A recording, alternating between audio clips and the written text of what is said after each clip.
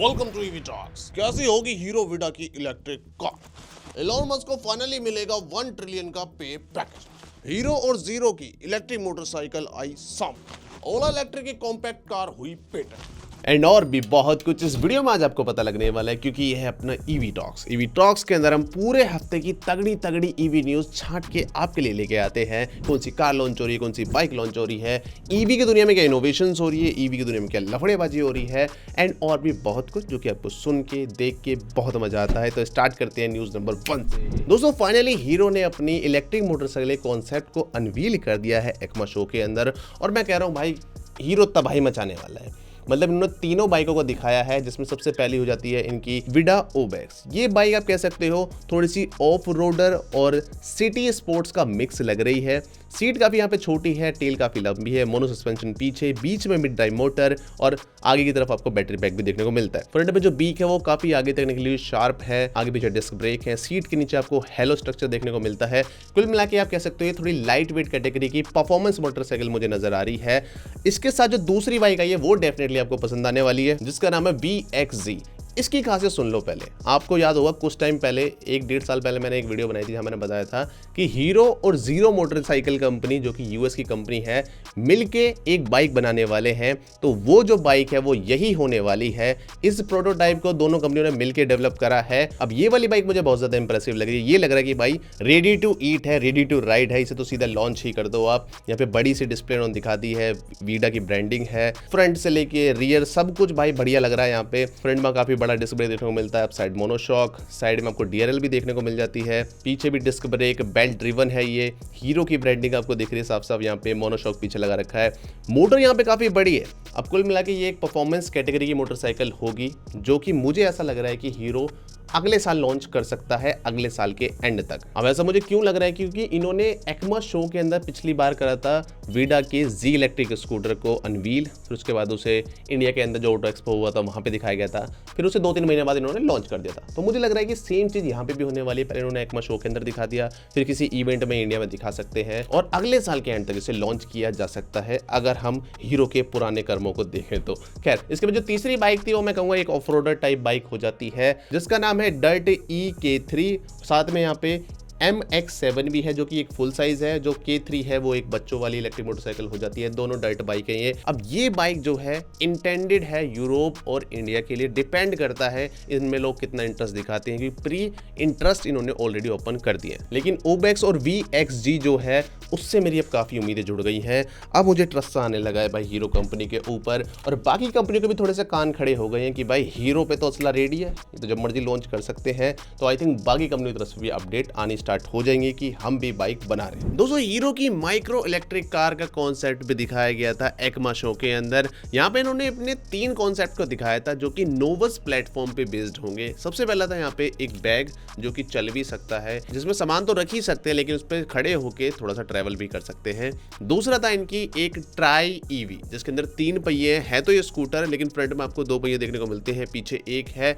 ये भी एक फ्यूचर अर्बन मोबिलिटी का पार्ट बता रहे हैं। यहाँ पे एक्स्ट्रा क्या चीज है, एक तो स्टोरेज काफी अच्छा देखने को मिलता है, प्लस यहाँ पे स्टेबिलिटी मिल जाती है 3 व्हील्स की। लेकिन जो तीसरा कॉन्सेप्ट है जिसका नाम है नेक्स्ट 3, वो सबसे ज्यादा अट्रैक्टिव लगा, जो है इनकी माइक्रो इलेक्ट्रिक कार। ये एक फुल साइज SUV की 1/4 हिस्से में बनी हुई है, यानी काफी कॉम्पैक्ट है। इसके अंदर हमें 2 जनों के बैठने की सीट मिलती है, फ्रंट एंड रियर में। स्टीयरिंग व्हील है, 2 डिस्प्ले हैं। डिजाइन ओवरऑल काफी फ्यूचरिस्टिक और स्लीक लग रहा है। हीरो ने यहाँ पे बताया कि भाई इसकी जो ऑपरेटिंग कॉस्ट होगी, यानी इसे चलाने की जो कॉस्ट होगी, उसे कोई बीट नहीं कर सकता, वो बहुत ज्यादा कम होगी। नेक्स्ट 3 एवरीडे यूटिलिटी व्हीकल है, जो कि अर्बन और रूरल एरिया दोनों जगह यूज किया जा सकता है। तो विडा जो है भाई एक ग्लोबल ब्रांड अब बनता जा रहा है। इन्होंने झलक दिखा के थोड़ा उत्साह से जगा दिया भाई हमारे दिमाग में। मुझे नहीं लग रहा था विडा इतना बड़ा काम कर रही होगी, या फिर इतने बड़े इनके विजन होंगे कि माइक्रो इलेक्ट्रिक कार भी लेके आने वाले हैं। देख के अच्छा लगा। बाकी इन्होंने यूरोप के अंदर जो इनकी विडा VX2 सीरीज है उसे भी लॉन्च कर दिया। दोस्तों, होंडा भी अब ईवी को लेके सीरियस होता हुआ नजर आ रहा है। रिसेंटली इनकी जो मिनी इलेक्ट्रिक कार आई थी, जिसका नाम था, मतलब आई तो नहीं थी, उसे अनवील किया गया था, जिसका नाम था होंडा 1। इसमें जो इनकी मिनी कार थी, इसको लेकर उन्होंने कुछ अपडेट दिए कि भाई हमारी जो अपकमिंग प्लेटफॉर्म होगा, स्पेशली ये जो गाड़ी आएगी, इसके अंदर ये 7 स्पीड गियर सिस्टम डालने वाले हैं जो कि मिमिक करेगा एक्चुअल आइस कार को, जहाँ पे जब आप गियर शिफ्ट करोगे तो वहाँ पे हल्का सा एक्सलेशन डाउन भी होगा। मतलब कुल मिला के जो फीलिंग होती है ना पूरी एक्सलेशन वाली, इवन साउंड वाली भी, जो इंजन की साउंड होगी वो भी इसमें डालने वाले हैं। साथ ही में बूस्ट मोड भी होगा, एन सीरीज भी होगी, जैसे कि आपको देखने को मिलती है Hyundai की आयोनिक 5 के अंदर, एन लाइन के अंदर उनके अंदर गियर सिस्टम होता है, सेम ये भी करने वाले हैं। बट लेकिन जो एक चीज़ लग रही है कि यार ईवी कार ऑलरेडी बहुत ज़्यादा सिंपल होती हैं, है ना। ईवी कार की स्पेशलिटी यही है कि उसमें बहुत ज़्यादा कम पार्ट होते हैं, उन्हें चलाना बहुत ज़्यादा आसान होता है, कोई कॉम्प्लेक्सिटी नहीं होती है, सिंपल मोटर है, बैटरी है, मस्त चलती है।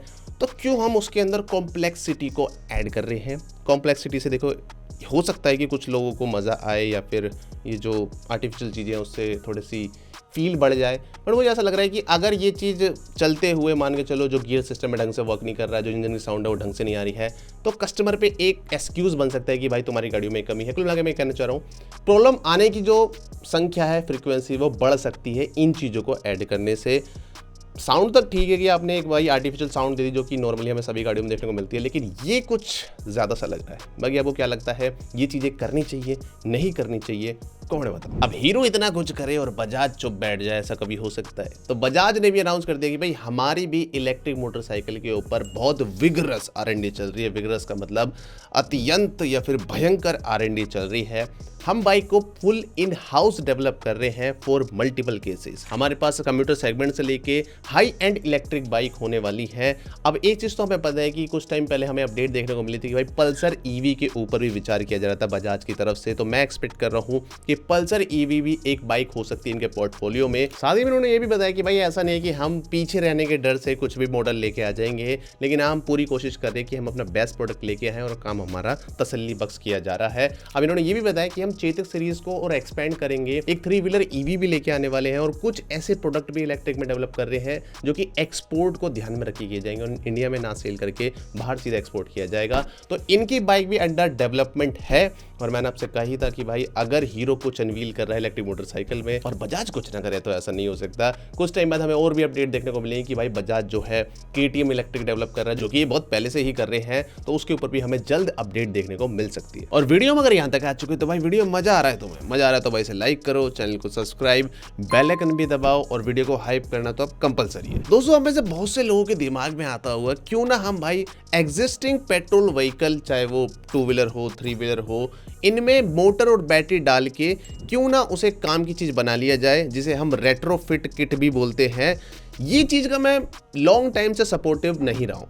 मेरे हिसाब से अगर आप कोई 2 व्हीलर ले रहे हो और उसमें आप रेट्रोफिट वाला हिसाब कर रहे हो, जहाँ पे आपके 50-60 हज़ार रुपये लग जा रहे हैं बैटरी और मोटर में, वहाँ पे आपकी वारंटी भी फिर अनक्लियर है। मैंने हमेशा मना करा है, मैंने कहा है कि भाई इससे बढ़िया 1 लाख रुपए खर्च करके आप एक नया व्हीकल लो, जिससे आपको थोड़ी नई नई फीलिंग भी आएगी और कुल मिला के वही फायदे का सौदा होगा। लेकिन कुछ कंपनी एक्टिवा के लिए इलेक्ट्रिक किट लेके आई, कुछ स्प्लेंडर के लिए लेके आई, लेकिन वो ज़्यादा सक्सेसफुल या फिर ज़्यादा पॉपुलर नहीं हो पाई। रीज़न सिंपल था कि वहाँ पे जो कॉस्ट थी वो कुछ ज़्यादा ही थी। लेकिन एक्सपोनेंट एनर्जी भी सेम चीज़ करने वाला है अब इलेक्ट्रिक 3 व्हीलर के अंदर। इन्होंने रिसेंटली टीजर मारा है भाई, जहाँ पे इन्होंने दिखाया कि आप CNG या फिर LPG ऑटो को डायरेक्टली कन्वर्ट कर सकते हो एक्सपोनेंट ऑटो नाम की रेट्रोफिट किट के साथ, जहाँ पे आपके ऑटो के अंदर एक मोटर लगा दी जाएगी, एक बैटरी पैक लगा दिया जाएगा।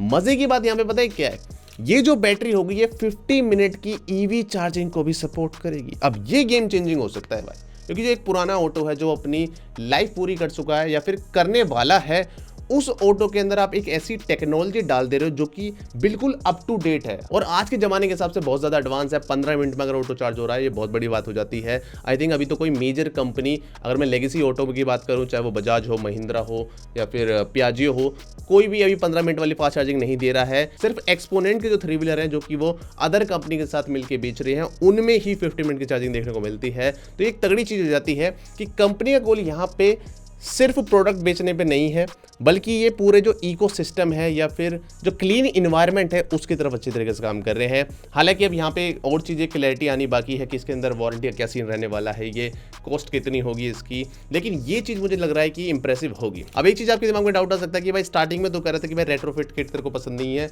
टू व्हीलर के अंदर, लेकिन थ्री व्हीलर में तू बोल रहा है कि हाँ भाई ये सही चीज़ है। तो मुझे सही इसलिए लग रही है, एक तो ये जो है टेक्नोलॉजी वाइज एडवांस है, आज के ज़माने की टेक्नोलॉजी है। ऐसा नहीं है कि बैटरी रिक्शा वाली हमने मोटर लगा दी, खराब टाइप की कोई बैटरी लगा दी और काम चल गया, वो वाला हिसाब नहीं है। यहाँ पे एक्सपोनेंट की जो लेटेस्ट टेक्नोलॉजी है वही यूज़ हो रही है, तो सबसे बड़ा पॉइंट ये हो जाता है। दूसरा, जो ऑटो होते हैं ना, वो हमारे पर्सनल व्हीकल नहीं होते हैं, मेनली वो पैसा कमाने की चीज़ होती है, किसी के लिए रोजगार होता है। तो रोजगार वाली चीज़ में आप ज़्यादा पैसा ना खर्च करके पुराने ऑटो में अगर आप नई टेक्नोलॉजी या फिर पावर ट्रेन ही नहीं डाल दे रहे हो तो ये काफ़ी इंप्रेसिव चीज़ होगी। बाकी आप बताओ कमेंट में आपको क्या सक्सेसफुल होने के चांसेस लग रहे हैं आपको। चीज़ तो मैंने देखी हुई है एक्सपोनेंट की कि इनकी क्या टेक्नोलॉजी है, कैसे 15 मिनट की इनकी चार्जिंग होती है। हमारे चैनल पर ऑलरेडी वीडियो आप जाके देख सकते हो।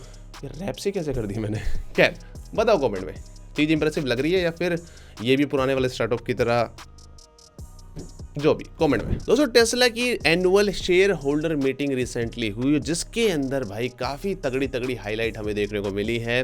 सबसे पहला जो सबसे इंप्रेसिव लगा, इलॉन मस्क का जो 1 ट्रिलियन पे पैकेज था, जिसके ऊपर बहुत ज़्यादा कंट्रोवर्सी हुई थी, उसे अब फाइनली अप्रूव कर दिया गया है बोर्ड के द्वारा। यहाँ पे 75% शेयर होल्डर्स ने यस में बोला है कि हाँ भाई इलॉन मस्क को ये पे पैकेज मिलना चाहिए। अब आपके दिमाग में रहोगे भाई $1 ट्रिलियन इलॉन मस्क को कैसे मिल सकते हैं, जबकि फिलहाल के लिए आई थिंक पूरे टेस्ला की ही जो वैल्यूएशन है वो 1 ट्रिलियन के आसपास होगी, उससे कम ही होगी। तो इसका आंसर ये है कि 1 ट्रिलियन का जो पे पैकेज है, ऐसा नहीं कि भाई आज ही मिल जाएगा इन्हें कुछ गोल कंप्लीट करने पड़ेंगे, जिसमें सबसे बड़ा गोल ये है कि इन्हें आने वाले 10 साल के अंदर $8 ट्रिलियन की कंपनी बनाना पड़ेगा वैल्यूएशन के मामले में। और जो पे पैकेज है ये स्टेप बाय स्टेप बढ़ने वाला है, 12 स्टेप यहाँ पे होंगे। पहला अनलॉक होगा 2 ट्रिलियन पे, फिर धीरे धीरे बढ़ता चला जाएगा। साथ ही में जो गोल होंगे वो भी यहाँ पे काफी अनरियलिस्टिक लगते हैं, लेकिन मैं कहूँगा यार टेस्ला या फिर स्पेशली इलॉन मस्क, इनके जो भी गोल होते हैं वो हमेशा अनरियलिस्टिक ही होते हैं और ये बंदा बहुत सारों को तो रियल बना देता है।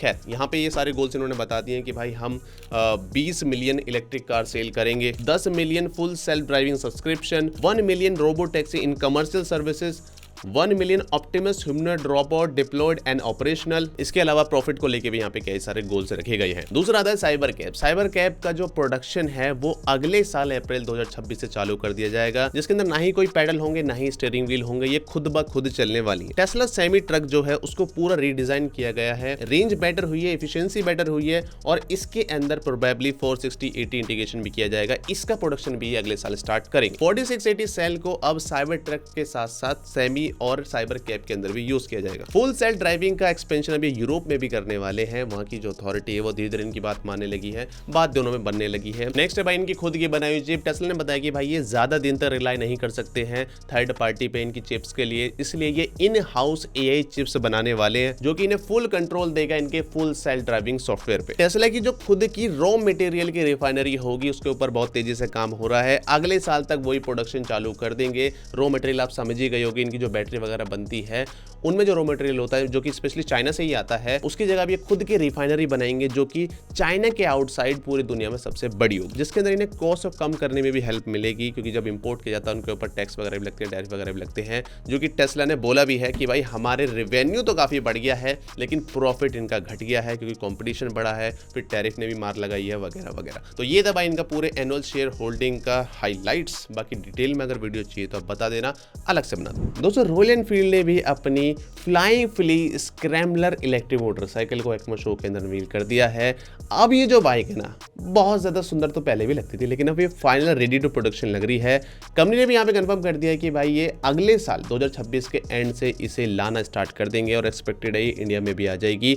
बाइक के अंदर जो खासियत लग रही है भाई वो है एक तो इसके जो गोल्डन कलर के रिम है काफ़ी अच्छे लग रहे हैं, अपसाइड डाउन फोक है वहाँ भी गोल्डन कलर आपको देखने को मिल जाता है, सिंगल सीट है और काफ़ी पतली भी है जो उसके डिजाइन को फॉलो कर रही है। ये जो बाइकें होती है ना, ये फ्लाइंग फ्लीक कैटेगरी अलग है, जो कि light weight urban electric motorcycle है। रॉयल एनफील्ड की डायरेक्ट इलेक्ट्रिक मोटरसाइकिल नहीं है, इनकी जो सब ब्रांड है फ्लाइंग फ्ली, उसके अंदर की ये बाइक है। तो इसलिए आपको मोस्टली बाइक जो फ्लाइंग फ्ली के अंदर आएंगी वो इसी तरह की हल्की बाइक दिखेंगी, लेकिन इनके अंदर पावर कम नहीं होगी भाई, पावर इनमें अच्छी खासी दी जाएगी।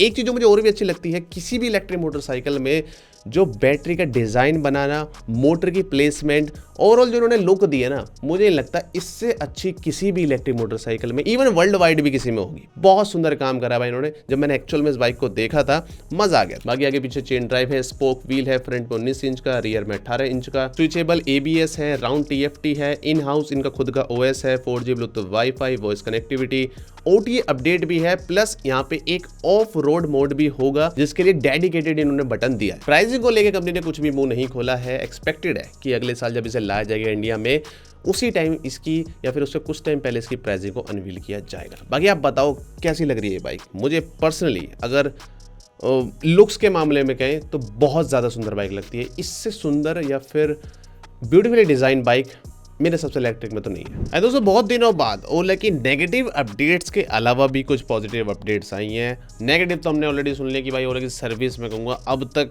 सबसे खराब मोमेंट में चल रही है। बहुत ज़्यादा लोड पड़ा हुआ है सर्विस सेंटर में, बहुत सारे बंद भी हो गए हैं, जो कि नहीं होना चाहिए था, वो चीज़ हो रही है। अगेन कंपनी ने सर्विस पर ध्यान नहीं दिया, उसे खामियाजा भुगतना पड़ रहा है। कस्टमर भी यहाँ पे काफ़ी परेशान है, इवन काफ़ी तनातनी हो गई सर्विस सेंटर्स पे भी। लेकिन फिर भी यहाँ पे कुछ जो पॉजिटिव अपडेट्स आई हैं वो भी मैं आपको बता देता हूँ। तो रिसेंटली ओला की जो इलेक्ट्रिक कार है, जो इनकी मिनी इलेक्ट्रिक कार आप कह सकते हो, उसका पेटेंट करा लिया है ओला ने इन इंडिया। दूसरी अपडेट यहाँ पे ये है कि ओला का जो खुद का सेल है 4680, उस सेल के साथ इन्होंने अपने पहले स्कूटर को डिलीवर कर दिया है, जो कि ओला का S1 Pro Plus 3rd generation है। बट अगेन मैं यही कहूँगा यार कि सर्विस पे कंपनी को पूरी जी जान से लग जाना चाहिए। जो भी इनके फ्यूचर लॉन्चेस हैं या फिर जो प्रोडक्ट अपकमिंग है, उनको होल्ड पे रख के सारा फोकस अपनी सर्विस पे रखो, क्योंकि जिस तरीके से कंपनी अपना मार्केट लूज कर रही है ना, जो इनका परसेंटेज गिरा है मार्केट शेयर के मामले में, वो देख के अच्छा नहीं लगा है भाई। कंपनी काफ़ी नीचे आ गई है। आई थिंक टॉप 5 में अभी है, मे बी नेक्स्ट टाइम ना भी हो अगर ये सुधरते नहीं हैं। तो मैं चाहता हूँ कि भाई कंपनी डेफिनेटली सुधारे, कस्टमर की बात सुने और दोबारा से अपने टॉप 5 में आए। और अब बात करते हैं कुछ क्विक अपडेट्स की। यूके के अंदर इलेक्ट्रिक कार की सेल 25% तक पहुंच चुकी है। अगर आप हाइब्रिड में मिला लोगे तो 37। महिंद्रा ने सिर्फ 7 महीने के अंदर अपनी दोनों इलेक्ट्रिक कार XEV9e BE6e की 30,000 यूनिट को सेल कर दिया है, जो कि अपने आप में रिकॉर्ड है। Good job. सिंपल वन ने अक्टूबर के फेस्टिव सीजन में 1000 से ज्यादा इलेक्ट्रिक स्कूटर बेच दिए, जो कि इनका एक रिकॉर्ड है। टीवीएस ने EICMA शो के अंदर अपने